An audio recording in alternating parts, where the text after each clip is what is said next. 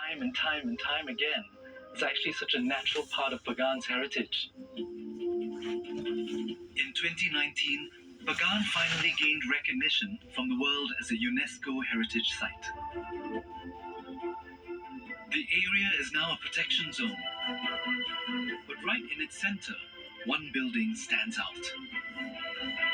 A bold interpretation of King Anarata's royal palace. To tell me more about it is historian Nan Klein. These towers, they're so golden and they soar right up to the sky. What kind of hall would this be? ဒီကညီလာခံကျင်းပတဲ့နေရာခုနတိုင်းပြည်မှာရှိတဲ့တိုင်းပြည်ကိစ္စတွေဆွေးနွေးတဲ့နေရာဒီမှာတွေ့မယ်။နောက်တိုင်းပြည်ရဲ့ရေးရာကိစ္စတွေဒီမှာဆွေးနွေးမယ်။အဲ့တော့အဲ့ဒီဟာတော့ကိုလောက်တာပေါ့။မသေးကြဘူးပြောရင်တော့အားလုံးတော့မသေးကြဘူးပေါ့။ဘာလို့လဲဆိုတော့ခုမှပြန်ပြီးလောက်တာဆိုတာတော့ revival ကတော့ revival ပဲပေါ့။အဲ့တော့နန်းတော်ဆောက်ရတဲ့ရွယ်ချက်ကတော့မြို့သားရေးစိတ်ဓာတ်ကိုမြင့်တယ်ပေါ့။ I think this is a wonderful idea, and I love that there are two Pagans. It actually keeps the past alive. It may not be an accurate portrayal, but this is still a big draw for local visitors. It's a fascinating glimpse into the minds of the modern Burmese people because it's an idealized vision of the Pagan Empire and how they originated all things quintessentially Burmese.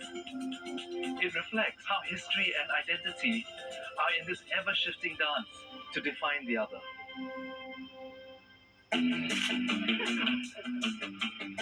Burmese identity is being embraced here in other unusual ways. Somo-u and Jasai, locals from Mandalay, are here for their wedding photos. So Western romance and Pagan in the background, it's crazy. This is exactly the kind of mixed up thing I love. But in 40-degree heat, they don't hang about. It's on to the next location.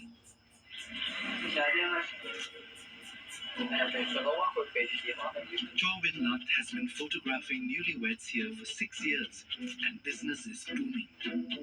He's a Burmese of Chinese descent, which means we also have a language in common. 一般来说的话，白纱肯定要拍一套，然后缅装也要拍一套，然后另外一套的话看个人喜好。这样，这边就是很有缅甸代表性，他们很喜欢这样的风景。一个月可能会来个10次左右啊。这样。There's about 10 times a month he comes to Pagan, so that's about 100 times a year. I mean, that's a lot. Modern weddings and ancient temples are so different, but it all comes together very naturally. These temples are ritualistic sites.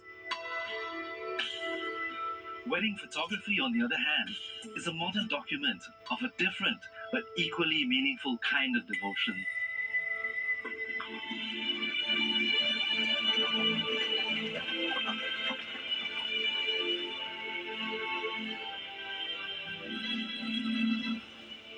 Pagan, originally a small principality in central Myanmar, made clever use of natural resources to engage in military and diplomatic conquests.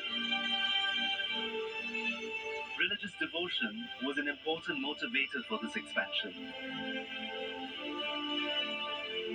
And the capital city grew into a shining beacon for the study of Buddhism that was renowned throughout the world.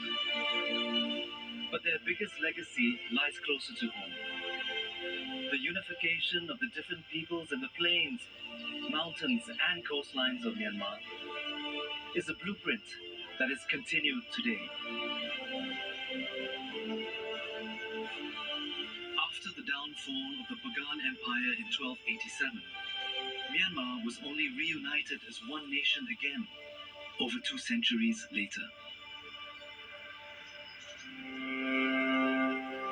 As it increasingly opens up to the world beyond its borders, the story of the Great Pagan Empire is a poignant reminder of how a new culture was formed from diverse influences, creating a lasting identity that still defines the nation.